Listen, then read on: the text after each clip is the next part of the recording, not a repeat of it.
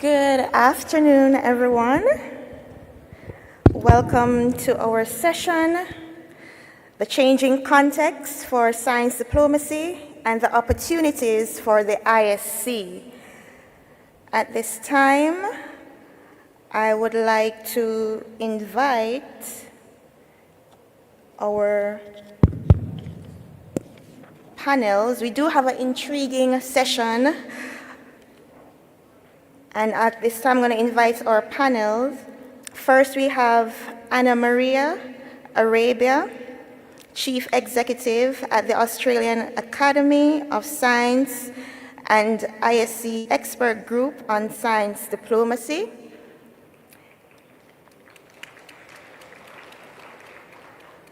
Then we have Shagun Besha, Chief Policy Advisor at the Office of the Principal Scientific Advisor to the Government of India. Then we have Salim Abdul Karim, ISC Vice President for Outreach and Engagement. Also Yusuf Al-Buluchi, Consultant for Science and Innovation and Director of the Indian Ocean Research Center at the German University of Technology. And finally, we have Karen Lips, Deputy Director General at the International Institute for Applied Systems Analysis, IIASA. Wonderful. So I'm actually sharing the co-chair role with Francis Colon, Senior Director and Team Leader for International Climate Policy at Center for American Progress, USA. Now for this session, right, the changing context of science diplomacy and the opportunities for the ISC, when we think about science diplomacy broadly, right, referring to the use of science in promoting bilateral and or international collaboration between countries to advance diplomatic goals, but also to advance science-informed policies for national interests. Right now, even though there are some countries that have yet to actively engage in science diplomacy, whether through formal strategies or in a ad hoc nature, you do also have some countries where their human and institutional capacity has not yet been developed to actually integrate science diplomacy tools and strategies. Now for the ISC, it has a rich history in science diplomacy through its role as a convener of global science diplomacy dialogues, facilitating international scientific collaboration, and also advocating for the protection of freedom of scientists.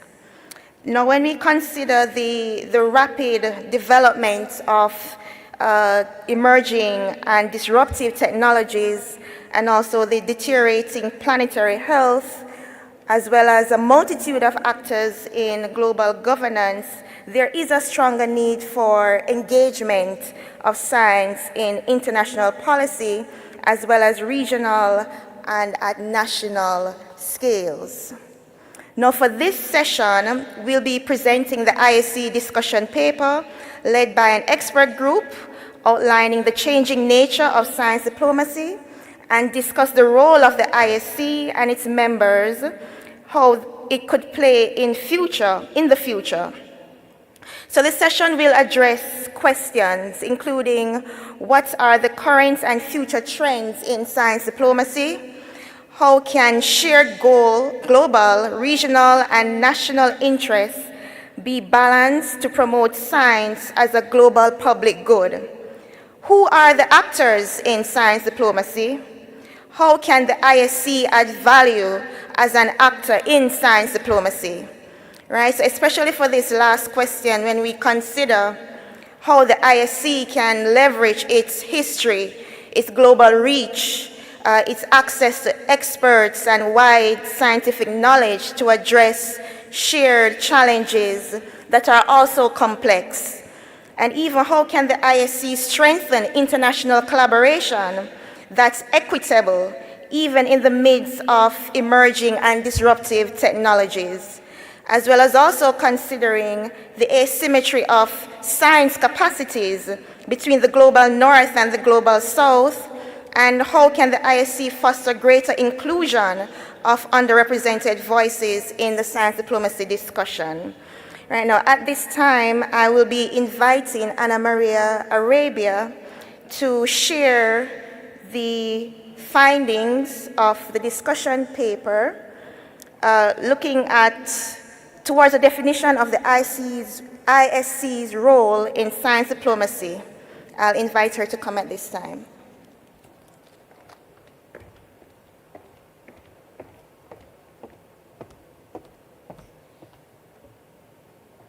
Thank you. It's lovely to be here, and thank you for choosing this session. Let me see if I can manage to not drop that. Presentation. There we are. Wonderful. There is a discussion paper, as just been mentioned, to guide today's session. And it aims to bring together or to enable dialogue amongst ISC members. So I really encourage you to have a look at that, as well as some of the background that I'm about to present that's been the work of a working group who have deliberated over many of the aspects of science diplomacy over the last couple of months. And ultimately it asks the question, what unique niche does the ISC occupy in science diplomacy, and what opportunities exist for greater engagement? So if you could keep that question in the back of your mind, what I'd like to do is go through some of the background that allowed us to arrive at the conclusions, or at the proposals, I guess, that are in that discussion paper. Before I go any further, though, I really do want to acknowledge all of the work of the working group, but in particular the co-chairs, Maria Esteli Jacquin and Jean-Christophe Madoui, who neither of which could be with us today. So I'll do my best to present the paper. I hope I do it justice, but both JC and Maria did an enormous amount of work here, and I really wanted to acknowledge that. Fantastic. Oops, I'll just get my own things going here. What I'll go over today is just a brief definition of what is science diplomacy. I bet if I asked everybody in this room to tell me what they thought science diplomacy was, I would probably get as many answers as there are people sitting in the room. We'll look at the evolution of both scientific and diplomatic landscapes. They are changing rapidly, and we'll examine some of those changes, and then what the unique value proposition is for the ISC, as well as the four possible roles for the ISC in science diplomacy. Really broadly, so science diplomacy, of course, means many things to many people. Often terms like foreign policy or international policy or diplomacy are often conflated with it. But broadly speaking, it can be understood as a field of study and practice seeking to understand, promote and leverage the linkages between science and diplomacy at the national, regional and global level. And even that has evolved since it was written. Instead of a definition, what is often widely used in science diplomacy discourse is the famous AAAS RS 2010 report that didn't offer a definition of science diplomacy, but really characterised it through this kind of tripartite taxonomy. And many of you in this room, if not all, will be familiar with that tripartite taxonomy. I won't go through it in great detail, just at very high level. It offers three areas. So science in diplomacy, so that's using foreign policy objectives with scientific advice. So things like advice for foreign ministries internationally in groups like the IPCC. Diplomacy for science, so facilitating international science cooperation, and this is typically in bringing about large-scale infrastructure projects or large-scale cooperation. A good example is the Square Kilometre Array, which is an international collaboration across several countries. And there's science for diplomacy, and that's using science to improve international relations between countries. And often we think of things like the Antarctic treaties, where countries have come together with science at their core to enable treaties like that to be developed. But that taxonomy is excellent and it is widely used, but it is also widely criticised. And that's because science diplomacy is evolving and has evolved so much over time, and since 2010 when it was defined. So it's fantastic in highlighting the different actors in science diplomacy, and they could be individual scientists, they could be people at a state level, regional, international entities, and at subnational levels in cities and other such places. But it doesn't give any sense of what might be motivating that diplomatic effort. It offers a really positive frame. So if you think about science for diplomacy, science in diplomacy, its structure, its framing is very positive. But nowadays, as we've heard over the last couple of days, it's not always the case, with competition rather than collaboration being a greater driving force for science diplomatic efforts. If you think about restrictions in collaborations between countries, you can see where that tripartite taxonomy doesn't really work anymore. The three dimensions are also so intertwined such as to be indistinguishable. So IPCC is a good example. Diplomacy for science goes hand in hand with science for diplomacy. You could list the IPCC's work under a couple of those definitions. And some have argued that it doesn't capture diplomacy in science, and that would be the use of diplomatic skills in advocating for global scientific knowledge. It's also a rather Western-centric framework that doesn't account for the Global South, and certainly not the use of diplomacy to advance things like the developmental agenda. There have been alternative science diplomacy frames offered. President Gluckman and others have looked at focusing on actions and objectives of individual states or other actors. So rather than using the taxonomy I presented earlier, looking at advancing national needs or addressing cross-border interests or meeting global needs and challenges. So that the focus is more on the action and the states. But even in that framework, what about non-state actors like big tech and the multinationals and others who are playing an enormous part in science diplomacy? So it's been put by many that we may have entered this post-naive science diplomacy era, where some of the gloss and the positiveness of science diplomacy and it as a force for good has come off. And this is really the basis of why and should the ISC respond to this, and should it be a counterweight in this sort of environment. So what's changed?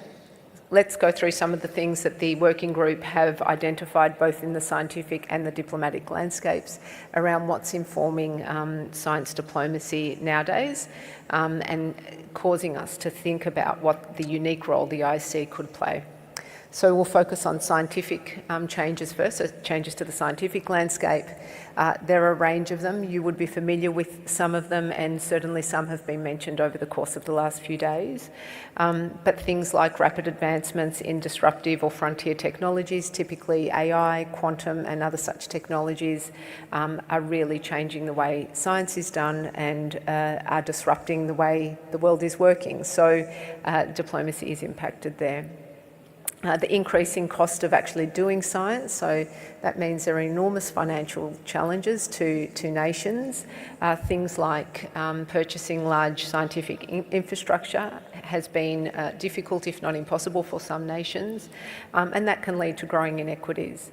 There's a new scientific global order with rising science power nations and a more active role of the private sector in both basic and applied science. Certainly a changed intensity in international scientific collaboration. So changing intensity, increasing or decreasing intensity between nations and with new collaborations between others. The Australian Academy of Science recently did an analysis of international scientific collaborations measured by publication and co-publication between the US, China and Australia. And over a 10-year period, the map was, and there was a stark difference from 10 years prior to where we are today. And looking at it visually like that really brings home just how much international scientific collaboration trends are changing. Of course, there's changed mobility of the scientific workforce, leading to growth of the scientific diaspora, and that's impacted by restrictions on due to immigration policies, visa restrictions and such things. Open science and open data initiatives promote broader access to scientific collaboration and information, and that has very much been prominent over the last 10 years or more, therefore changing the way science diplomacy works, and of course a greater emphasis on transdisciplinary research and mission-oriented research. In terms of the norms and actors in the scientific landscape, there's a greater emphasis on equity and diversity in the participation and the benefits that are derived from science.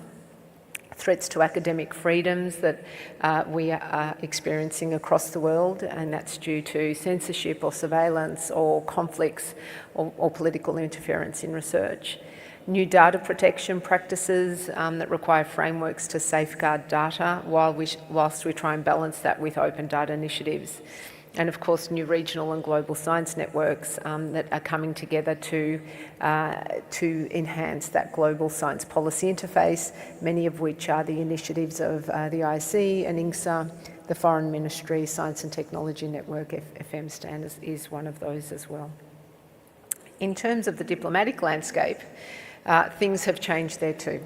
So an emerging multipolar order, groupings like BRICS and the changing political and economic influence and the influence technology has means that there is a change in the way diplomatic efforts are conducted, growing populism and nationalism as well as mis and disinformation.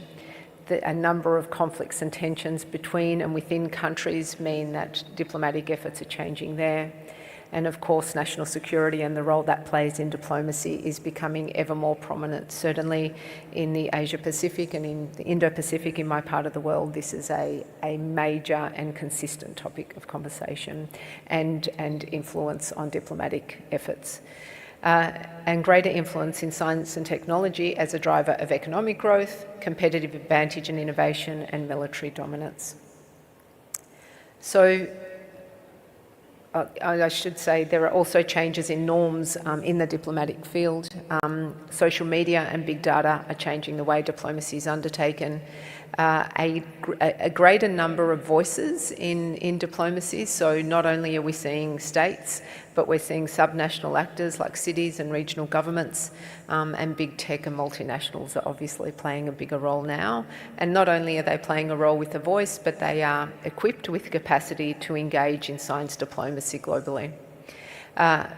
In some cases, more scientists are entering diplomatic roles. In some countries, that's not the case, and so there are growing inequities there. And of course, the profiles of scientific attachés and advisors in diplomacy needs to diversify and change to respond to that. Scientific diasporas are also increasing, and they are acknowledged as key to fostering collaboration between countries and diplomacy between countries. All of that causes us to ask the question or look at the balance between collaboration and competition. And I think it's fair to say that there is a greater emphasis on science and technology, driving economic growth and competitive advantage, far greater than there is the collaborative efforts that I think were driving science diplomacy in the past.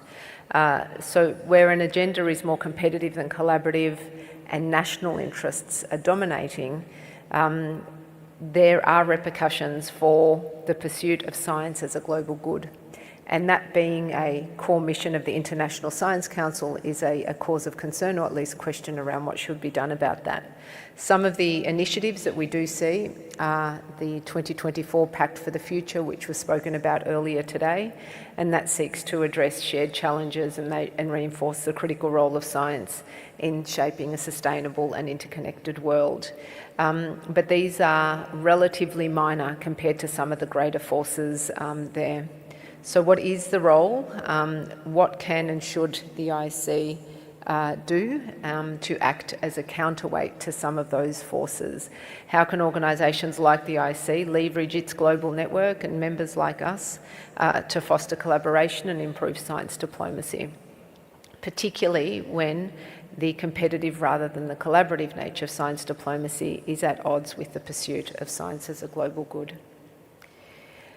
Of course, the IC already does a lot in science diplomacy, and it has for many, many years. Its previous incarnations, when it was called something else, I won't go through all of the history, but the IC and its previous bodies have been involved in science diplomacy in so many different ways. 5 of them are listed there, and they include all of the IC's work in promoting international collaboration through international years. There's a range of them listed there dating back to 1957, so 70 plus years. Enhancing the protection and good governance of global commons, the Antarctic treaties, the work of SCAR, the space work that's been done. Advocating for science to inform diplomatic negotiations. When you think about the more recent work that's done in advising the UN and groups of Friends of Science, rather, as well as UNEP foresighting work, work that was done post-COVID, the post-COVID-19 pandemic. Anticipating and building the scientific base and issues of global concerns that have global development and security implications, and promoting academic freedom and the responsible conduct of science have been core activities of the IC and its predecessor organisations for many, many years. IC members themselves also engage in science diplomacy. A recent example is the formation of the Pacific Academy of Sciences as an example of regional science diplomacy. The Pacific Academy contributes to global scientific collaborations and will influence policy as it gets going. It fosters collaboration between Pacific nations, addressing regional challenges and elevating local scientific voices within international fora. It's an example of how, from its onset, from the very beginning of its formation, it's an example of how Indigenous and modern science methodologies and knowledge can be woven together to enhance our global knowledge systems. And I feel many IC members have much to learn from that role model and the methodologies being adopted by the Pacific Academy of Sciences. It's a terrific example of multi-dimensional science diplomacy. It's regional, it brings in diversity, it illustrates the convening power of a multinational academy and its ability to influence global decision making, as well as be a collective voice for a region that otherwise was an importer of knowledge rather than having a mechanism to be able to contribute its knowledge to others.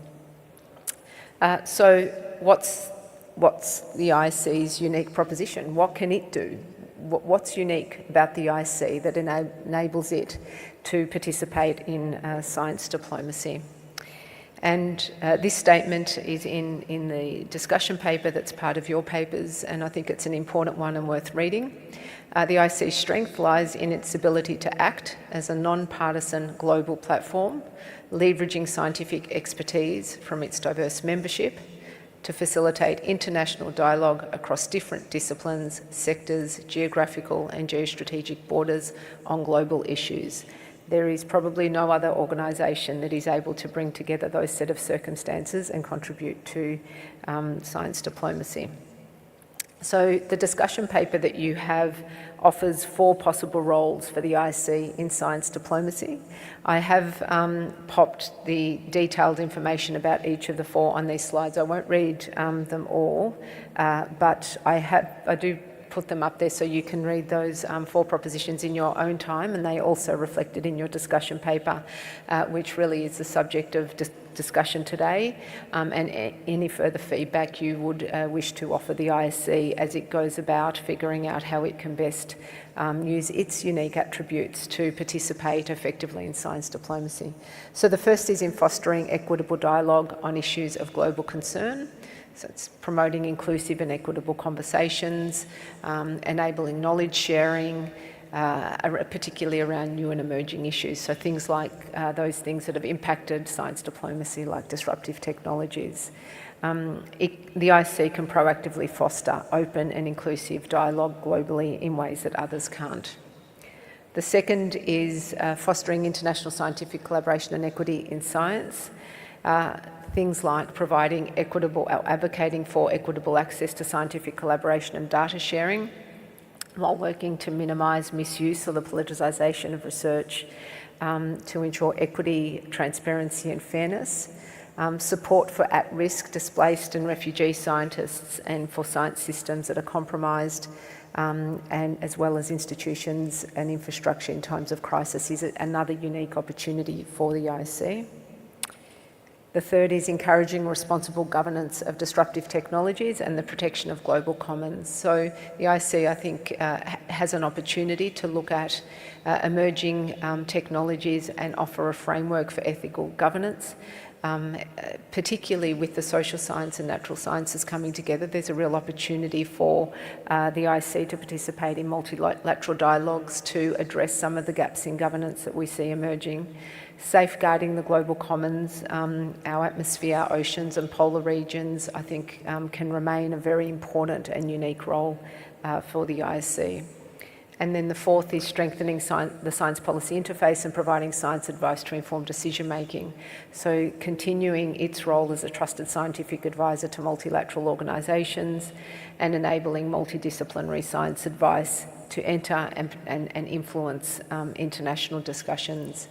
They're four of the areas that are proposed as a unique opportunity for the IC to participate in science diplomacy and to address the changes and influences that we've seen over time on the scientific and diplomatic landscape. I really look forward to questions after the others have spoken as well, to learn more about IC members and your views on that. Shagun, who was part of the working group, is going to delve a little bit deeper into a couple of areas after me. Thank you. Testing. Thank you so much, Anna Maria, for providing that overview on the discussion paper. And we're very much looking forward to the question and answer segment on really the IC's unique value proposition within the science diplomacy arena. At this time, I'll invite Shagun Besha to give his 5-minute intervention on the role of science diplomacy in a context of rapid changes in science and technology.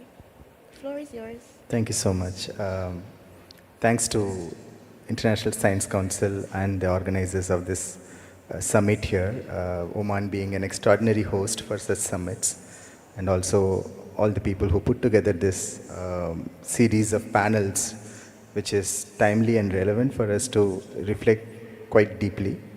I'm joining here after a summit in Bangalore in India called Technology Dialogue, which is also a technology diplomacy summit. We did it for the first time. And how it is connected to the intervention today. The term technology diplomacy itself has broadened its scope when it comes to conventional diplomatic actors. And in that regard, I'm going to use this first few minutes to put my, let's say, perspectives of how we would probably would like to see science diplomacy changing its role in its evolving nature, with respect to also the challenging environment that we have, not just in terms of global ecosystem that is changing, but also in general how science and technology is changing and how disruptive it is becoming. And the first point is very particular in terms of evolving role of science diplomacy itself. And science diplomacy in its scope is continuously changing. Of course, as my colleague Anna Maria pointed out, the post-NAIV world of science diplomacy is just for the community of science diplomacy practitioners. But as we know, the term maybe might have coined in 2019 or around that time, or 2009 or around that time, but the activities were already going on, and even in that time it wasn't naive. It's just that the understanding of it and the reading of it was naive enough for us to phrase it in such a way that it's all beautifully helping everybody to build the bridges. But the changing context of science diplomacy as we stand today involves varying stakeholders, varying sectors, and also disruptive nature of institutions that are coming up. And that's the first point, and I would like to go deeper into it maybe when we go into the discussions. When I say disruptive nature of institutions, it certainly indicates there are elements within the larger scientific ecosystem globally which really need to be looked into with different lenses. And that essentially means how we as individuals working in government, working in industry, or working in academic institution, or in collective voices like national academies, have to see science diplomacy playing its role. And that's point number one. And point number two, something that we have to closely observe in the national context. As we speak here in a global platform, nationally, if you look at it, science diplomacy is continuously changing. And it has changed to a level where we see the bilateral and multilateral cooperation agreements for science and technology, outward-looking agreements, are shaped by offices like national security offices, national intelligence offices. And it's not something that was happening even a decade before. And now if you look at it, the critical emerging technology partnership that US champions with many of its countries, the specialized CHIPS Act partnership that US and other countries are specializing right now, are also the AI-related partnerships that are coming up. These are not lying with only science departments and science agencies. These are anchored at different offices. That's very important for us to put it into perspective when we talk about evolving role of science diplomacy. Another one, as European context, if you look at the Trade and Technology Council. The Trade and Technology Council, when it is already having multiple global conversations for European member states to have it with its partner countries around the world, it's again not rooted only by the DG Research and Innovation or DG Enterprises. It is having its strategic relevance elevated to a level where national security, technology security, and research security are all linked together. So what does it mean when it comes to understanding the evolving role and nature of science diplomacy? It's something that for all of us to think carefully about. With these two thoughts, I'll just stop here, and there are other points we can go inside deeper into. Thank you. Wonderful. Thank you so much. At this time, I'll ask Salim to give his 5-minute intervention on addressing the role of science in supporting global solidarity and global collective action with the example of global public health and pandemic preparedness. Yes, thank you very much. We have come to recognize the changing context, which Anna Maria has outlined. And part of that changing context is that science is under threat, as we have seen with the amount of disinformation and misinformation. We have seen how science is a victim of the geopolitical tensions. We are in the region which is currently in the midst of a genocide. We have a situation where we have a war in Africa that's tearing it apart in Darfur. We have across multiple continents, as we heard this morning, there are 56 wars going on in the world. And science can't be separated from that. It becomes a victim of those challenges. But science is also a bridge builder. Science is also has the ability to cut across language barriers, gender barriers, disciplinary barriers, all kinds of things that keep us apart. Science has the ability to help build bridges over those challenges. And it's in that regard that we have seen how, in different contexts, science can play this kind of role of building bridges by bringing together the disciplines of science and the disciplines of diplomacy, or the players in diplomacy and the players in science, as they benefit from each other's areas of discipline and activities. We see how science diplomacy can play a role in building those bridges to make the world a better place. And in public health, we have seen one very clear example of that. And that example comes from pandemics, because viruses don't respect borders. If you remember, in late December of 2021, we from South Africa announced to the world that we had discovered Omicron. And within a week, there were already 16 other countries reporting Omicron. Within a matter of the next few weeks, it had spread to almost every country in the world. So we know that when we're dealing with public health challenges like a virus, and currently we're in the midst of one major public health emergency in the form of Mpox, and cases are still continuing to grow. But just last week we were dealing with the Marburg outbreak in Tanzania, and we know the threat that that poses to the rest of. So when we look at all of these pandemic threats, we begin to understand the importance of science diplomacy in helping us work together. And that diplomacy takes many different shapes and forms. Sharing of sequences, sharing of samples. I mean, we were sending Omicron viruses to pretty much all parts of the world, as different groups of scientists wanted to look at whether the vaccines were still effective against this new strain, whether the diagnostics worked. And all of those reflect the importance of science diplomacy. It reflects the way in which we, as a scientific community, can overcome differences, build bridges, and still have an impact for global good. Thank you so much. And I'm sure persons are writing down their questions for later. And our next speaker will be Yusuf Al-Balushi, who will be speaking on, discussing the role of science advisors in foreign ministries in science diplomacy at national and global levels. The floor is Thank you yours. very much.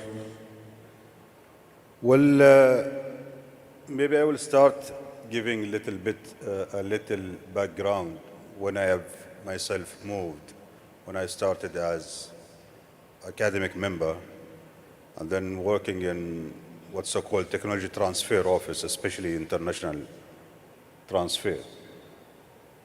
And then being asked, honored to work at the Foreign Ministry in 2015 to establish the Office for Science and Technology at the Foreign Ministry of Sultanate of Oman. At that point, exactly, I have no idea, knowing nothing about what's so-called science diplomacy at that point. Since then, I tried actually to get some collaboration with colleagues who are actually physically attending today here, and some of them, when we have actually established the idea of Famistan at that point, which is Sir Peter Gluckman was one of that delegation. Talking about that, and then just recently in 2020, I have left again the diplomacy back to the academia, where now I'm working with the German University of Technology in Oman. So now looking at the science and diplomacy from the point of science. So a different actually point of view, to be honest. So I've been actually working in science diplomacy, practicing science diplomacy. So it was a practice of science diplomacy. Now we made now at this point talking about the science of the science diplomacy. Let me put it in this phrase. So in 2015, we in Oman trying actually to see how science and technology per se, and particularly to be embedded in the foreign policies. What I like in your presentation that the previous concept, which is the concept now you have developed, versus the previous concept, which has been widely utilized. That concept is, as you said, indeed, is actually very well work with the Western side rather than the global South. So we tried actually to utilize or advocate or adapt some concept that can work with Oman, particularly in the region. So we need to acknowledge that science is not the driver for any public policies in this region. I'm talking about Oman. Many different aspects actually can help in actually developing or informing different certain type of policy making, but not the science. So people, in fact, actually would like to see something what we call useful science or tangible impact of science and technology into public policies that people can feel it. So then we need to start from the local priorities and local needs and then go cross borders and then talk to the domain of science diplomacy into the international arena. So that actually exercise gave me different aspect of how to look at the science diplomacy within different levels.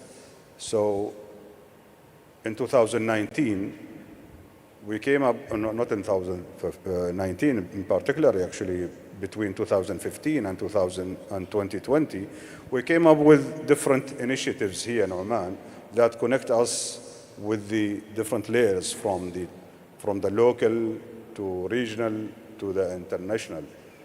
Many different things. One of them was the ocean economy and science diplomacy, which is in fact, particularly in this place, where the ISC have agreed, ISC board have agreed to bring this dialogue to Oman. It was actually planned to be in 2023. Now we are here in 2025. So that was, I would say, as an outcome of the science diplomacy that we have been practicing. So going back to your question, how was the science advice being utilized?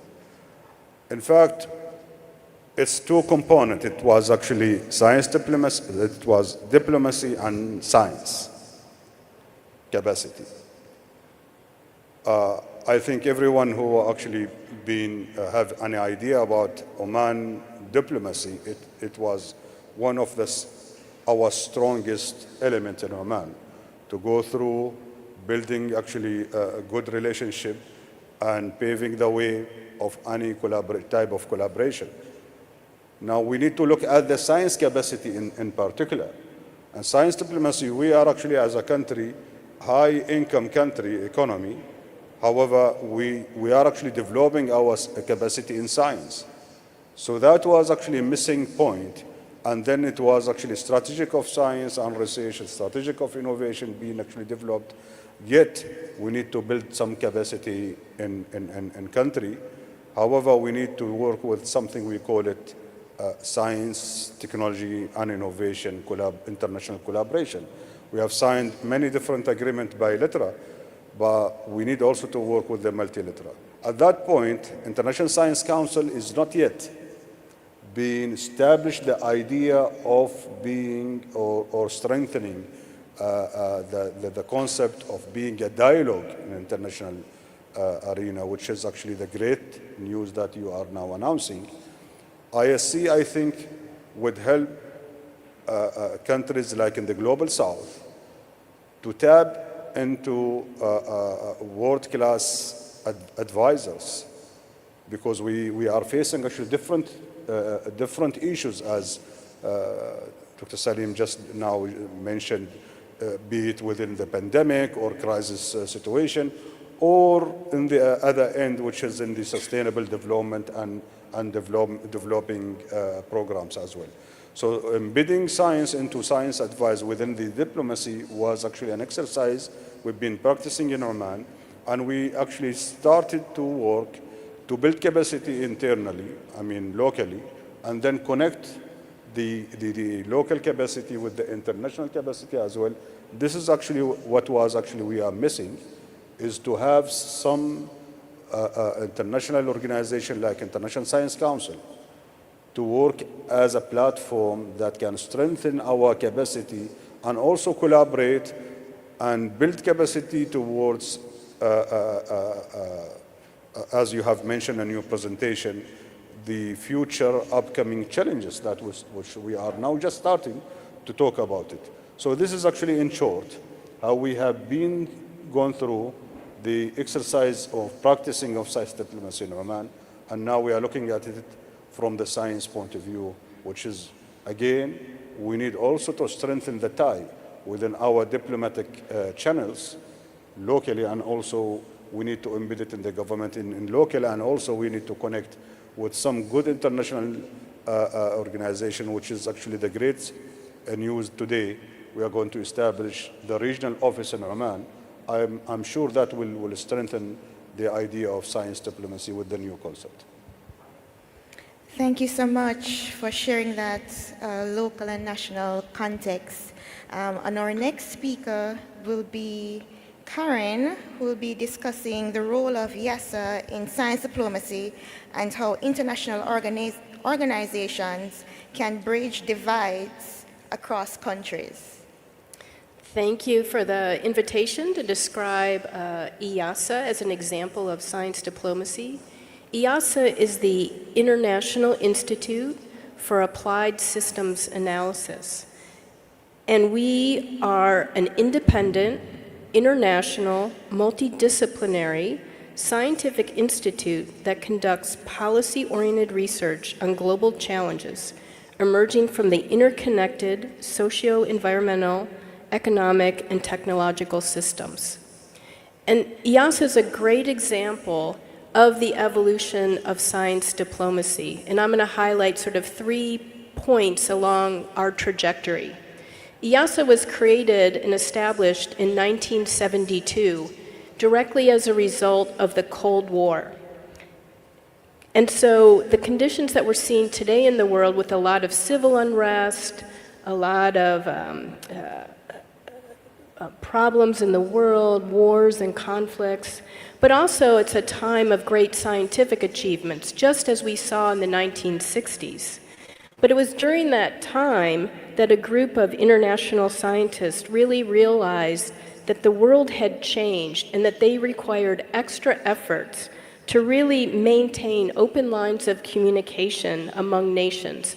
And so they used IASA in its location near Vienna, Austria, as a way to support international teams of scientists to work together and address global challenges. And it was specifically designed, co-funded by the United States, Russia, and 10 other countries as a coalition to support international science. And so for many years, they worked on a variety of very important topics related to nuclear energy and the like. But when the Cold War ended and the wall came down, that was another second big period of change for both the world and also for IASA. And at that time, there were great changes in the countries there in Europe, and the members that had represented the Eastern Bloc and the Western Bloc Now, many changes happened geopolitically, and so there were changes in membership. The third period I'd like to highlight is where we are now. Today, IASA has 19 member organizations, and they represent a much larger representation of countries. We have members from Europe, Asia Pacific, North America, Africa, and the Middle East. And so IASA started out as a place to facilitate conversations between the East and the West. But now we're really trying to increase our reach into other parts of the world. And with new members like India, Egypt, and South Africa, IASA is adding a north-south axis of engagement with the goal of strengthening partnerships across all regions of the world and fostering a more inclusive global research ecosystem. IASA uses systems analysis, which is a modeling approach around which we organize our research, and it contributes to diplomacy by modeling systems and testing different policy options that can predict their impacts. And so this approach provides solutions to inform policy, and IASA empowers governments and organizations to design effective, evidence-based policies for a sustainable future. So now, looking towards the future, we're hoping to, again, increase our global impact, increase the types of science that we're working on, and to have a greater impact on contributing to a more sustainable future. And so I look forward to having some Q&A and meeting with the panel and hearing some of the questions and ideas about how we can go into the future with science diplomacy. Thank you. Perfect. Thank you so much. And you mentioning IASA reminds me of the role of the Belmont Forum as well, where it funds transdisciplinary science through its multilateral funding mechanism. So great stuff, yes. I'll now hand over the floor to Francis, who will lead the discussion segment.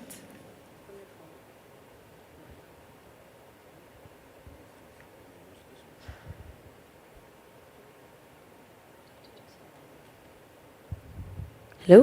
Okay. So I'm glad you've all stuck around for our presentations, because the idea of sharing an overview of the discussion paper and potential new report, the idea of these expert speakers giving you their take on the way IASA has taken on science diplomacy through the years, the work that Oman has been doing for years on science diplomacy. What the ISC has done up until this point is to have a discussion with you about the future of ISC in science diplomacy and what unique role ISC can play. And so we are actively soliciting your feedback now for the next remaining time of this session on the paper that was shared, which Ana Maria did such a wonderful job of laying out in case you didn't have time to read it. But we really want your thoughts on what you think the ISC should, in the future, be focusing on in science diplomacy, in the context of the changing actors, forces, challenges, advances that you heard from all of our speakers, in the context of a rapidly changing technological world, and in the context of geopolitical polarization. It is an incredibly dynamic time, a good moment to take these next 20 minutes to pause and share some thoughts. I think the Advisory Committee for Science Diplomacy really wants your feedback on their thoughts exposed today, to take those on board as they put the final touches on the strategy for science diplomacy looking forward. And so with that, I am going to turn to you in the audience first to share thoughts, ask questions, give us feedback. It is your time, and I believe there's somebody with a microphone in the audience. raise your hand and I will call on you.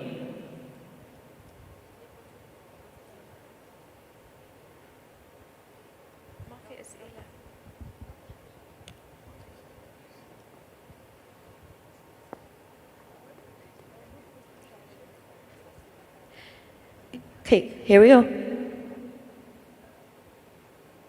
Yeah, thank you very much for the opportunity. I think it's mine is just a comment that we're in time for this globally, but particularly I'm coming from Africa, and it's very important to have that. We did a survey and found out that most of the embassies don't have science attaches, and it's a good area to start to train our science attaches in science diplomacy. Also to have a science desk, which we facilitate, this area of science advice, and also discussions on international level. Malheureusement, most of the attaches also represents us at international levels, for example, UNESCO, WHO, and all that. And because there's no science attaches, some of the inputs or outputs or what the discussions is a bit limited.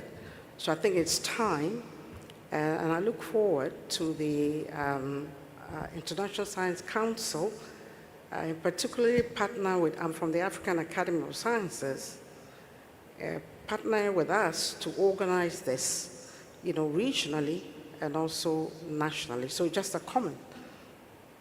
Thank you. Thank you, deeply appreciated. Does somebody have a response?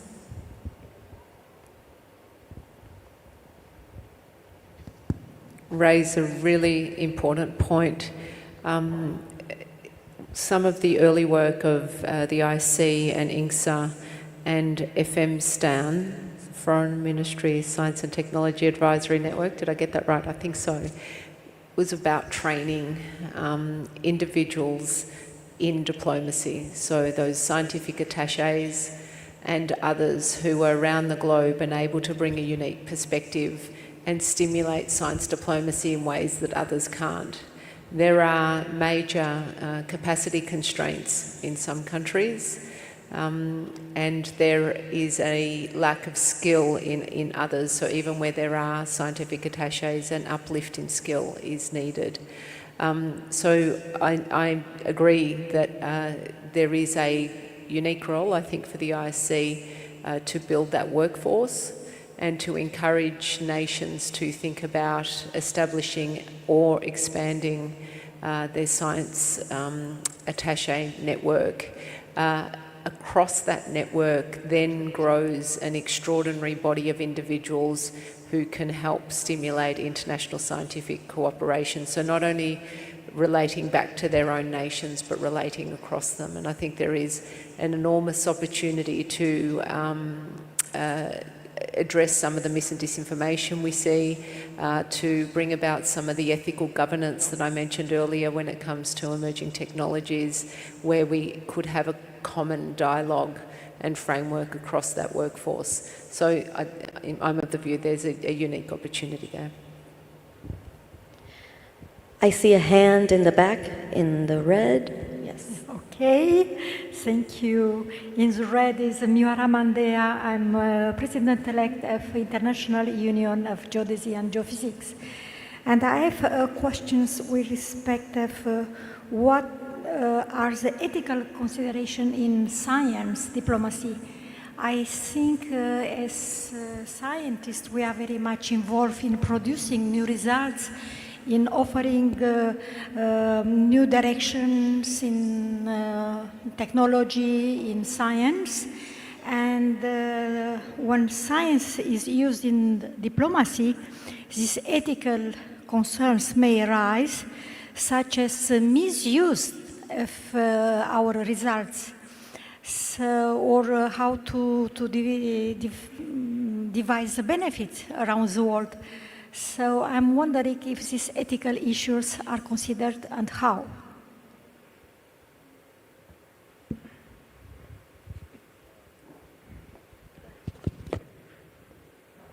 It's slightly different, but there is a connected point there, and thank you for asking this question. I think the ethical issues of science and academic ethics are something that is integral to how international scientific engagements happen.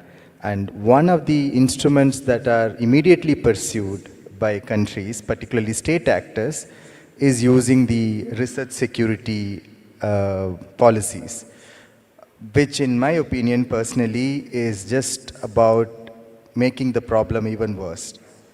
Because ethical issues and ethical considerations of academic nature when it comes to data usage, data sharing, and other forms of scientific output being used without proper means in science diplomacy have to be dealt carefully through, let's say, commonly understood guidelines or good practices. I think this is one of the opportunities for International Science Council to work towards putting together a common collective guidelines document in terms of usage of such terminologies when it comes to practice of science diplomacy.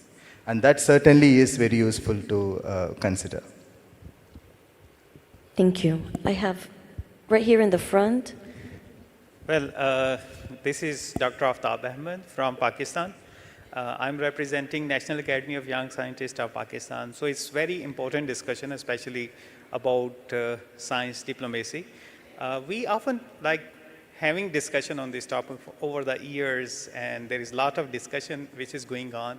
And as per discussion that we recently have, that wars are going on in like 56 areas of the world, and so much is going on.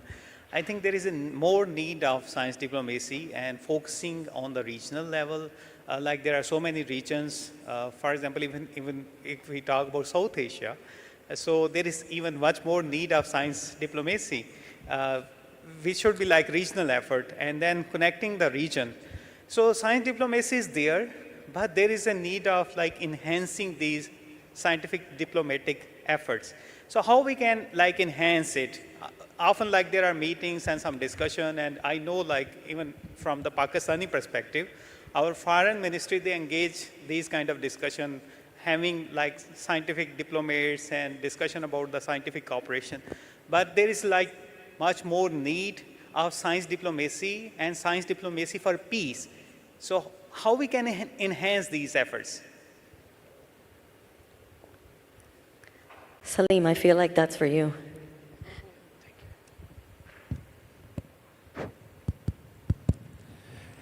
Yes, thanks to our colleague from Pakistan for raising that issue. And I think it also ties up with a point that Peggy Boateng made as the first comment in the session, which is that science diplomacy is not just about the activities involved, but it's about the capacity to undertake those activities.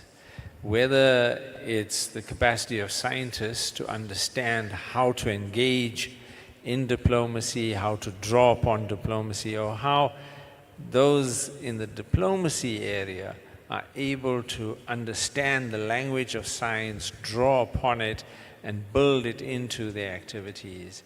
And I tend to agree with Peggy that we've got to look at building that capacity in a much more structured way, rather than hoping it just happens. I'll give you a very practical example. South Africa has several science and health attachés, but there are 3 or 4 that inundate us with queries, with activities, because they understand what they're doing. They understand what their job is, they understand how to do it, whereas we have a whole lot of others who are just not capacitated and don't understand and aren't able to take initiative. So I think that building that capacity has to be part and parcel of how we think about advanced training in science. In my view, just having some kind of course structure or even a master's program that enables us to convey these skills and knowledge base to scientists about the role of science diplomacy, but also to those in the diplomacy camp about the importance of science and building that and using it as part of their diplomacy. So I'm in support of you, and I think it's got to be a structured training program.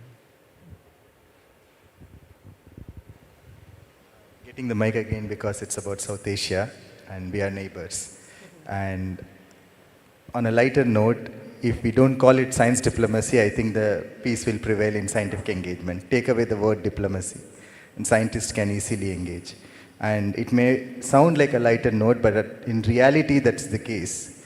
The moment scientists realize it's a scientific endeavor, there is no border there, as Professor also mentioned. And it's already happening. It used to happen much more before between the member states of South Asian community. As you already know, probably the academy level engagements in South Asia is pretty intense. Himalaya is a shared resources, and we do engage at least 4 countries in South Asia. Indian Ocean is a shared resource. At least 5 countries engage together in scientific pursuit. What we need to do is to continue that scientific pursuit to a level where it doesn't get politicized. I think that's how much we could aim for. Thank you. Over here. Hi, my name is Mostafa. I'm the Executive Director of the Marie Curie Alumni Association and former Chair of the European Science Diplomacy Alliance. The speakers talked about the role ISC could play, and I was wondering, because there are a lot of regional science diplomacy network, and ISC could play a very crucial role, bringing all those networks under one umbrella. So if ISC had one plan, and the second part of this question is basically, if you are thinking about training next generation science diplomat, and I'm not talking about only the theoretical training, but also practical, where there are room for engagement and forum for engagement to learn from one another, because science diplomacy is basically a bridge between science and diplomat. And because the India counterpart just talked about the Asian part, just a question for you. I'm originally from Bangladesh. Have you thought about reactivating SAARC for science diplomacy? Thank you very much. So before you take over the South Asian part, I want to know, Anna Maria, in terms of the strategy, are any of the points that Mustafa made, are those contemplated within the strategy that you're thinking about now? I'm going to ask you to repeat that. It is, for those who don't know, it is extremely echoey up here. I know. It's up here, we hear an echo, so we hear everything twice and kind of reverberated. So just very slowly. Okay. So my question was basically, it's about the first part was if ISC could take a role coordinating among different regional networks on science diplomacy. Yes. And the second part was the training, not only the courses or online training, but a forum for engagement between science diplomats from different ISC member organizations. I'll address the regional network side. So the Australian Academy of Science leads the regional focal point for Asia and the Pacific. And as you're aware, there's also a regional focal point for Latin America and the Caribbean, an emerging capability in Africa, and we've just heard announced the Middle Eastern regional focal point here in Oman. So those regional focal points do interact. The directors of the various regional focal points not only speak with each other, but also connect with the International Science Council headquarters. There have been global knowledge dialogues in various parts of the world, co-hosted by those regional focal points, where these very issues have been discussed. There's input that's available from each of the regional focal points into things like this working paper and other work of the ISC. So the short answer is yes, absolutely. And it is a tremendous way to bring together the diversity of the world and thought and the different knowledge systems that exist. So yes, and more can and will be done in that regard. Great. I'm just going to take a quick bite at that. And Bangladesh, India, Pakistan. So it's a South Asian point right now. On the SARC, certainly it's a political issue of whether it should be called SARC or a South Asian, other forms of association. We'll leave it to diplomats and politicians. But as science diplomacy practitioners, scholars, or even academics, I would personally address that question from a point of view that academically, whatever we could do, there are no restrictions. I think we should pursue doing that even within the framework of SARC, and there is no policy instrument which stops us from doing so. And one quick instrument that I could talk of is ITEC, which is India Technical Economic Cooperation Program, which enables all the member states to come together and have a lot of exchanges. And particularly from Bangladesh University of Dhaka, every year we receive close to 20 to 30 scholars and postdocs and PhDs and train them in various research institutions and give access to even finest of laboratories and to have exchanges back and forth between both scientific ecosystem. And that shows how at the level of scientific institutions and scientists and students, there is an easy flow of people and it is already happening. And we should continue pushing for that. Taking that opportunity, what ISC could do here, and that's a good suggestion here, cross-border policy alignments on scientific matter and shared infrastructure usage. Certainly a role for ISC to play. Like this is something that we could seriously propose and take into consideration. Thank you. Yusuf? Well, again, thank you very much. I think sometimes I have to wear the hat of the practitioner. So I think the concept have made it very clear that we need to differentiate between science diplomacy and international science. They are not the same. Of course, it's not the dialogue between scientists from different continents or from different countries. We're talking about science diplomats or science diplomacy or science and diplomats sit together and have a concept, and then it can be different ways we can look at it, a different dimension. It could be demand side driven or supply side as well. So in this case, in the case of International Science Council, I was talking about maybe Oman, it could be also applicable for different countries as well. I think we need to little bit ignore the idea of geopolitical issues. It could be at some point we need to come across it through the concept that's already well defined.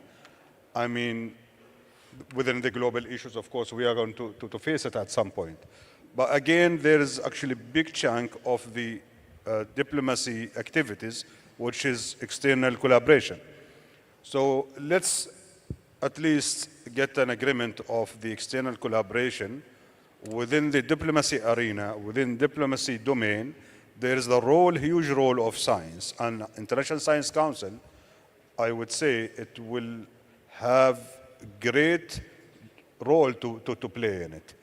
And then if we say something related to the multilateral, like United Nations is now talking about different global issues, then we need to have a mind or a pool of scientists where is no greater than International Science Council that has more than 250 or something like different science organization that is actually affiliated with the International Science Council. So looking at the science diplomacy from the demand side, that United Nations for at some point actually a call for science advice, I think this is actually one dimension that International Science Council can play. And also sometimes it will be also supply side, where International Science Council has huge efforts to come up with proactive advice without before even asking for, which is actually can be also prospected for something that's coming for future related to the synthesized biology or any different advancement of quantum computing. Talking here from this point, actually we need also to talk about it. It's not a matter of only international science collaboration, but it's science diplomacy. Actually, it's a big domain where International Science Council has actually put it greatly in that concept. and then we need actually to how to activate it, looking at from that region or different regions. I think this is actually the concept we need to differentiate it. Thank you. Thank you. In the back, yes. Hello, Francis. Paul Arthur Berkman, founder of the Science Diplomacy Center and author of the first edited volume on science diplomacy. An observation and then a question. In talking about the Antarctic, the origin of science diplomacy was the example that the United States and the Soviet Union set in establishing the first nuclear arms agreement with the Antarctic Treaty at the height of the Cold War. And initially, in thinking about that, the observation was that it was because of the International Geophysical Year in 1957-58 that set the example. But in looking at the Antarctic Treaty, the ability for the United States and the Soviet Union to cooperate at the time of the Cold War was because the start of their dialogue was based on matters of common interest. And I would introduce that science diplomats are essentially brokers of dialogue to facilitate common interests. And the origin has as an objective peace on Earth, not science or technology, but peace on Earth, where science facilitates balance between national interests and common interests. My question, in thinking about the role of the International Science Council, we talk about national and we talk about international, even regional. Today, there is a shift across a jurisdictional spectrum from subnational to national to international. The International Science Council has an opportunity to enhance the capacity of subnational. For example, in the United States, I would say we have an aberration in terms of the current leadership. It is forcing individuals like Michael Bloomberg, former mayor of New York, to fund the Paris Accord for the benefit of the United States. California is the 5th largest economy on Earth. Can the International Science Council reach down to subnational levels, as well as national and international, to enhance the role and capacity of science diplomacy for the benefit of all on Earth across generations?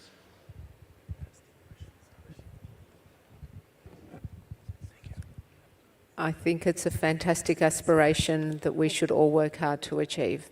So there are elements within the membership, and I'm thinking of Remy Crillon. Where are you, Remy? Are you in the room? As Chief Scientific Advisor of Quebec, and who I think personifies what you're talking about, being able to work at a subnational level to bring about significant change. We need about 15,000 more Remys, but what can the ISC do? I imagine it's a capacity constraint, but in terms of the opportunity to have impact by acting at that level, absolutely, it's something that should be pursued. If we are waiting in the current environment for nations to be equally minded across those nations to advance global and national interests, we'll be waiting a very long time, and there can be a very big impact. I live in a country that has 8 states or jurisdictions, and sometimes I scratch my head and wonder whether we need a federal government or state governments or any of them. But the point being, enormous change can be brought about at a jurisdictional level, and we should not lose that opportunity. When I think about our response to climate change, every effort must be made and must be accelerated, including at those subnational levels. It's a capacity constraint, I imagine, rather than a desire. Right. What is the capacity in terms of resources to work at that level?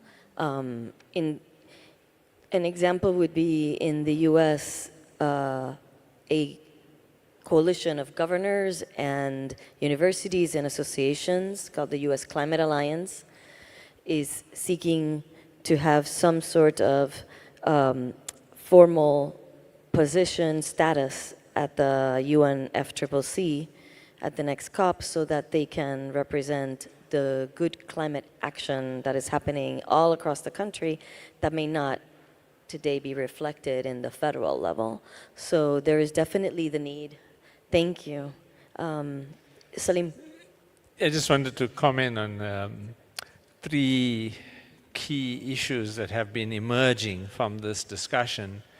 The first of which is the need to build capacity. I think we heard that from several quarters, and that's something that the ISC needs to take heart of and begin to think about. And it can't do it on its own, but with partners. And that's the second thing, which is about how is it the ISC can partner with others to support activities in science diplomacy, whether it's at national level, international, or even at subnational levels, because the ISC itself doesn't have the capacity to do that, but it has the capacity and the ability to facilitate bringing people together. And that's the third point. So the first was about capacity building, the second is about partnerships, the third is about the ISC has the opportunity to facilitate a large number of practitioners of science diplomacy coming together to share their knowledge, share their experiences, and enable the next generation of science diplomats to build on and gain that expertise and benefit as well. So those are 3 activities in science diplomacy: capacity building, partnerships, and about creating some kind of facilitation for science diplomats to get together through its member organizations. Thank you. Hello, can you, yeah. My name is Rana Dajani. I'm a professor of epigenetics of trauma. I'm Palestinian, but work in Jordan, and currently I am at Harvard as a visiting professor. My question, worldwide, the international bodies have not been successful in holding accountable perpetrators of a lot of the problems we live in, such as we are now at 1.5 degrees in terms of change in climate, and we're heading towards the 1.8. So all the COPs and the Paris agreements have not led to anything to hold governments or corporations accountable.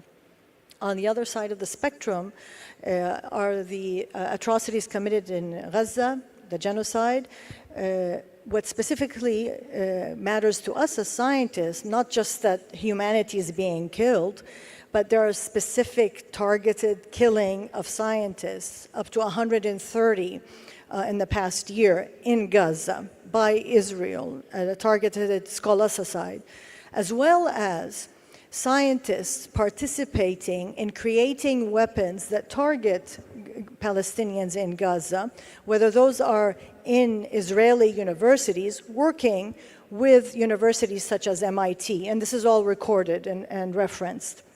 So my question, as a network of scientists who we talk about science diplomacy, and our ultimate goal is creating a future for our children that is social justice and to live in peace, why doesn't the network take a stand in calling out those who have demonstrated clear actions that violate international law, as we have seen in the ICJ and the ICC and the warrants, and hold them accountable? Now, this is not new. The EU actually sanctioned Britain for Brexit.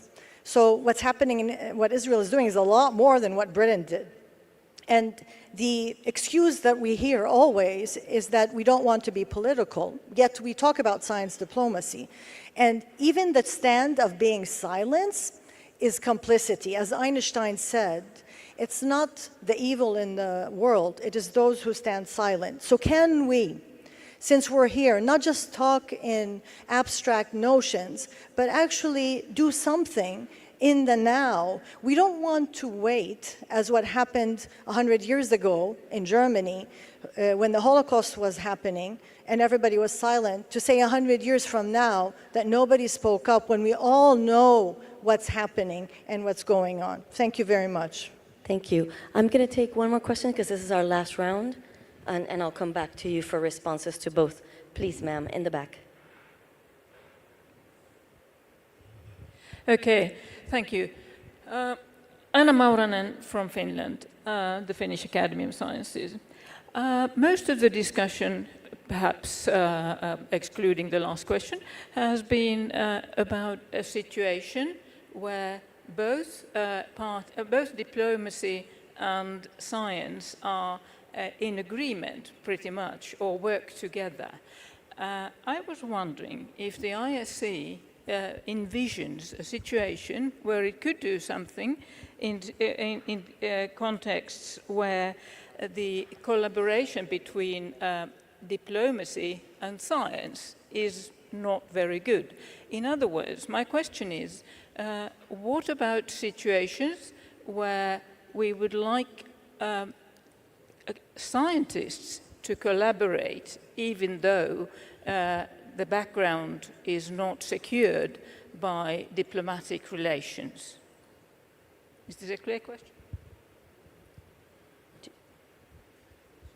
Did you need that one repeated? Scientists collaborate where there were no diplomatic. Can the ISC function to bring scientists together when the diplomacy, I think, at the government level is not, government to government is not functioning, but there's still a need for scientist to scientist collaboration?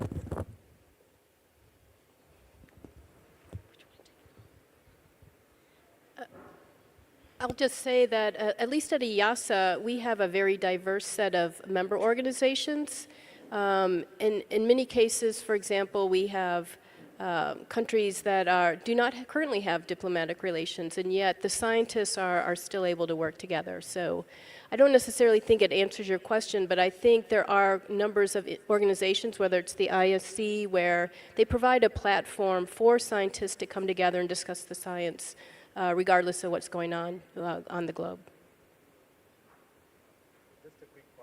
Maybe not many would agree here on this.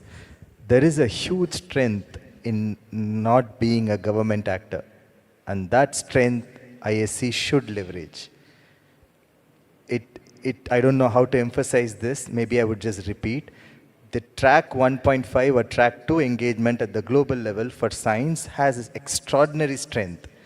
Need not be all the time that we need to be closer to the G2G tracks, because ISC's position as a non-governmental international organization, bringing in these many academies of the world together as a collective accumulated voice, has its extraordinary strength to pursue a lot of things and address a lot of challenges in the interface of science and diplomacy. So it should not get into the point where case-to-case basis, negotiating, can science and diplomacy be negotiated to a point, can I be a broker? No, that's my opinion. Thank you. Thank you very much.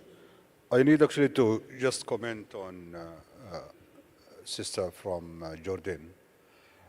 Again, the good thing in the concept that just presented by the group, working group, that the previous concept was actually purely Western. And what is actually claimed in this concept, it's a global South, again. When we come to that region, there are a number of issues. If the science or science diplomacy cannot address it, then there's actually, we are talking about luxurious concept. The concept has actually to address real issues. Let me give you an example. In the domain of diplomacy, if we want to talk about the conflict, it will be endless discussion and discourse. Sometimes if we have, let me say, 99% of disagreement, at least we have 1% of an agreement. Let's talk about the common interest of both sides or different players. So after the Oslo Agreement of the peace between Palestine and Israel, that was actually a great initiative being driven by US government and of course supported by different states. And as a result of that, Oman has hosted a common interest between both parties, which was actually resulted in what's so-called MIDRC, Middle East Desalination Research Center, which is like 10 kilometers away from here. The idea of that is to utilize science diplomacy to look at some common interest area away from the conflict. The conflict should be treated in different ways, but let's talk together.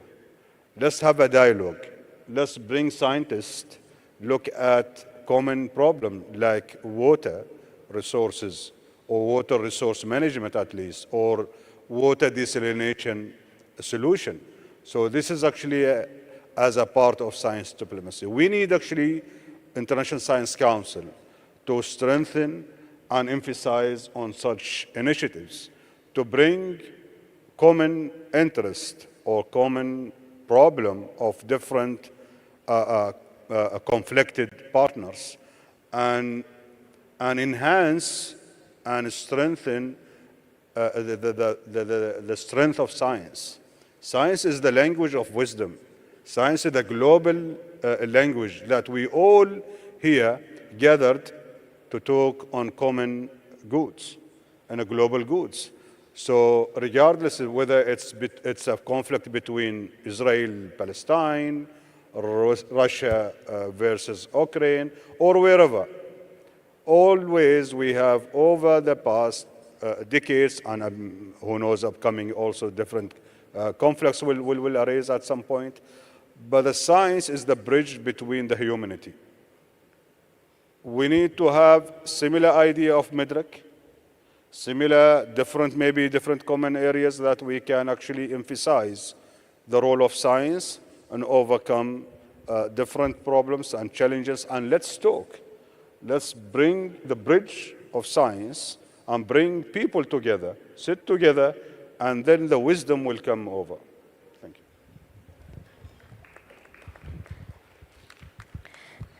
you. Thank you for addressing that so beautifully and diplomatically for us. I want you to join me in giving a hand to this amazing panel. Salim, Shagun, Karen, Yusuf, Ana Maria, and my co-chair, Anne Teresa. Thank you so much.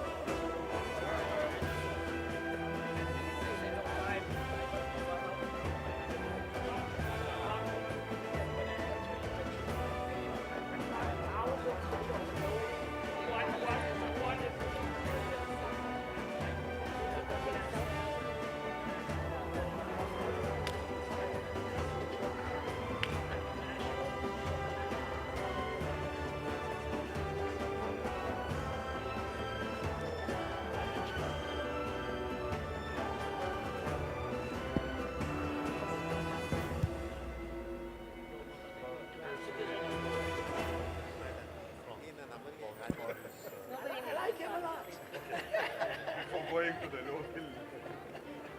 We'll be part of the same country soon, probably. He's going to be your president.